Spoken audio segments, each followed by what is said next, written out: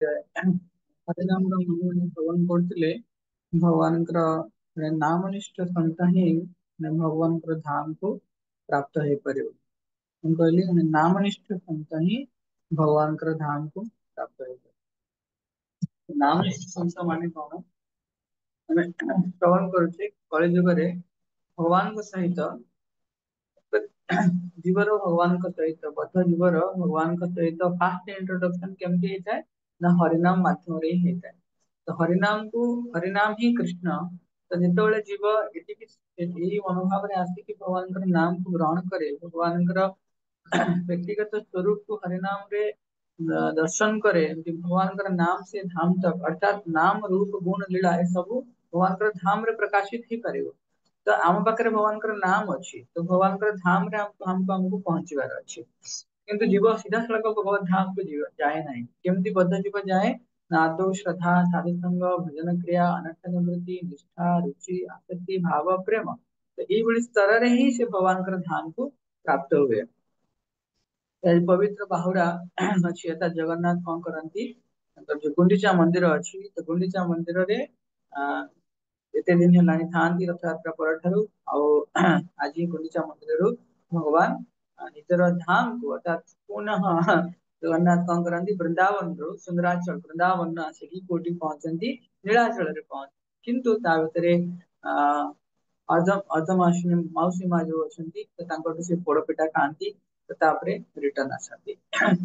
जिते जगन्नाथ पुनः जाइए वृंदावन इत्यादि से कौन होता ना सब भक्त मान भगवान को टाणी टाणी टाणी टाणी आणकी आसते स्वभावतः जीव बद्ध जीव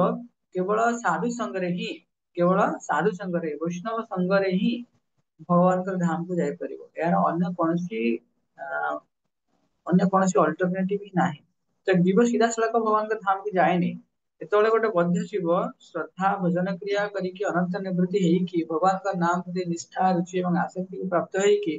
किसी स्पिरिचुअल इमोशन डेवलप करके जीव कौन करे भगवान प्रति प्रेम तार जीवर स्वाभाविक प्रेम को कृष्ण के प्रति निवेदन करे से भगवान शरीर त्याग करने अंत्य नारायण स्मृति हुए निश्चय शरीर त्याग कला जीव कौन करे कोटि की जाए जोटी जो भौम वृंदावन इत्यादि जोटी धाम अच्छी तो से धाम रे जीवर जन्म हुए जीव से धाम रे पुनः जन्म हुए पुणी से धाम रु जहाँ भगवान निर्देश अच्छी तो पुनः से धाम रु भगवान जो जो धाम रे लीला करुवे सेठी से जाए तापर पुणी कोटि की जीव भगवान पुणी जो ब्रह्मांड रे जो जगह लीला करते भगवान का लीला से पार्टिसिपेट करिवो प्रथम से जो धाम रे भगवान आसीथिबे से धाम रे जन्म हबो तापर से धाम रु भगवान सही ब्रह्मांड र जो धाम रे भगवान लीला करिथिबे जो धाम रे ହେଲା। तो सेठी से धाम रे जन्म हबो माने करेंट लीला जोटी करथिबे तापर सेठु जाय कि से पुणी भगवान कर धाम को जीव अर्थात स्वधाम अर्थात वृंदावन गोलोक वृंदावन जीव तो निश्चय एते सहज साध्य नुहे किंतु एटा बहुत मधुर काहे कि ना भगवान जो जगह रे रुहंती भगवान कर भक्त माने जो जगह रे रुहंती सेटा ही वास्तव रे भगवान कर धाम सेति पई जगन्नाथ आज पुनः रिटर्न करछंती स्वधाम को स्वधाम अर्थात नीलाचल को प्रत्यावर्तन करछंती आ से प्रत्यावर्तन समय रे भक्त माने पुनः जगन्नाथ को टाणी टाणी रथ रे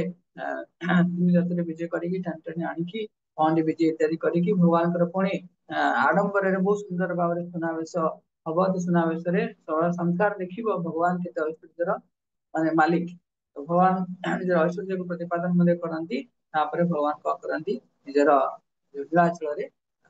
रुहंती जीव मध्य आम भौतिक जगत रही भौतिक जगत रे बद्ध अवस्था अच्छा किंतु जो भगवान का धाम को जीवा पूर्ण मुक्त हो जाइथिबा सेटा ही वास्तव रे आमर स्वरूप जगन्नाथ तंकर ऐश्वर्य प्रदर्शन कले आमे आमर ऐश्वर्य कौन ना भगवान के पाखे शरणागति भगवान के प्रति स्पिरिचुअल इमोशन अछि एटा आम बळे बद्ध जीवन ऐश्वर्य होबा दरकार तो निश्चय आमे तक प्राप्त होबा तो यही आशा आकांक्षा नहीं कि हम हरिनाम चरण कमल रे आमे पूर्ण निज पूर्ण रूपे समर्पित करिवार अछि आगु मध्य चतुर्मास्य व्रत अछि चतुर्मास्य व्रत हम केमि पालन करिवा तार विधि एवं तार तार मनोभाव को हमें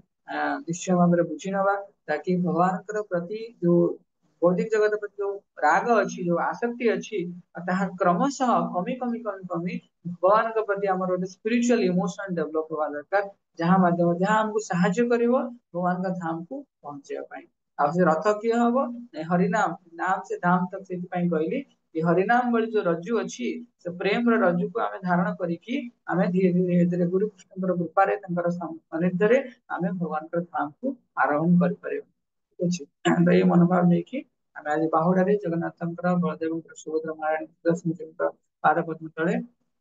ସାଷ୍ଟାଙ୍ଗ କୋଟି କୋଟି ଦଣ୍ଡବତ ପ୍ରଣାମ କରିବା, କୃପା ଭିକ୍ଷା କରିବା କି ଏଇ ଜନ୍ମରେ, ଏଇ ଜନ୍ମ ହିଁ ମୋର ସାର୍ଥକ ହଉ, ଆପଣଙ୍କ ଚରଣ କମଳରେ ମୋର ରତି ପ୍ରାପ୍ତି ହଉ। ହରେ କୃଷ୍ଣ ପ୍ରଭୁପାଦ କି ଜୟ। ବୈଷ୍ଣବ ପ୍ରଣାମ ମନ୍ତ୍ର। ବୈଷ୍ଣବ ମାନେ ବଞ୍ଚା ସଦୃଶ କ୍ଷମାଶୀଳ ଏବଂ ଦୟାର ସାଗର ପତିତ ଜୀବଙ୍କର ଉଦ୍ଧାରକାରୀ, ଦୈନନ୍ଦିନ ଜୀବନରେ ଜ୍ଞାତ ବା ଅଜ୍ଞାତ ସ୍ତରରେ ଯଦି କୌଣସି ସାଧୁ ଗୁରୁ ବୈଷ୍ଣବ ମାନଙ୍କ ଠାରେ ଅପରାଧ ହୋଇଥାଏ, ତାହେଲେ ପ୍ରାତ ମୁହୂର୍ତ୍ତରେ ସେମାନଙ୍କ ଚରଣ କମଳରେ କ୍ଷମା କରିଥାନ୍ତି। वंशाकल्पतरुर्भ्यश्च कृपा सिन्धुमेव च पतितानां पावनेभ्यो वैष्णवेभ्यो नमो नमः। अनंत कोटि वैष्णव भक्त वृंद की जय। नामाचार्य हरिदास ठाकुर की जय। विष्णु दास